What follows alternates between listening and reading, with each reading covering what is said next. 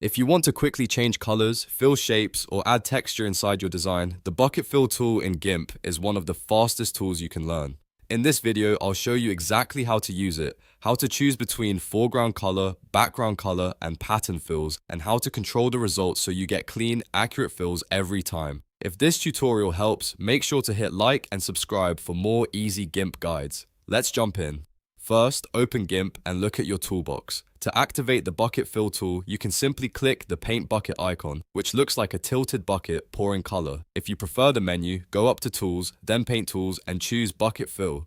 And if you want the fastest method, just press Shift and B on your keyboard. That shortcut instantly selects the tool, which is great when you want to keep moving quickly while editing. Once the bucket fill tool is active, look down at the Tool Options panel. This is where you control how the fill behaves. The first thing you need to choose is what type of fill you want to apply. If you select Foreground Color Fill, GIMP will use the current foreground color from the top color square in your toolbox. This is the most common option if you want a solid fill in the color you already selected.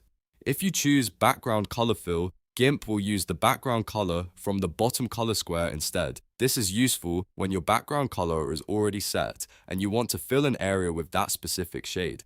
And if you want something more creative, you can choose Pattern Fill. That allows you to fill the area with a texture like wood, marble, fabric, or any other pattern you have selected. This is a great way to add detail without manually painting every part of the design.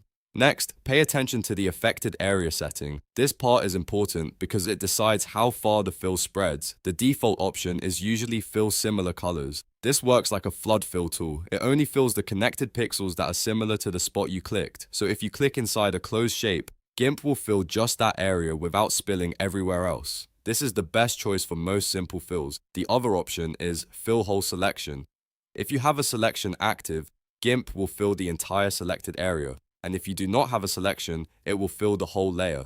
This is helpful when you want a full area fill without worrying about matching colors or boundaries. Now let's fine-tune the result. If you're using fill similar colors, you can adjust the threshold. A higher threshold tells GIMP to include a wider range of similar shades, which is useful if your image has slight color variations. A lower threshold keeps the fill tighter and more precise, which is better when you want to avoid affecting nearby areas. If your fill is leaking too much, lower the threshold. If it is not filling enough, raise it a little and test again. You can also change the opacity. Lowering the opacity makes the fill semi-transparent, which is useful when you want to layer color over an existing image or create softer effects. A full opacity fill gives you a solid block of color, while a lower opacity fill blends more naturally with what is already underneath. If you are working on line art or a drawing, there is another helpful option called Fill by Line Art Detection. This feature can help close small gaps in your sketch so color does not leak outside the outlines. It is especially useful when you are coloring illustrations, comic art, or hand-drawn shapes that may not be perfectly sealed. If your fills keep escaping through tiny breaks in the lines, this option can save you a lot of frustration. Now you are ready to apply the fill. Move your cursor over the area you want to color and simply left-click inside it. GIMP will immediately fill that area based on the options you selected.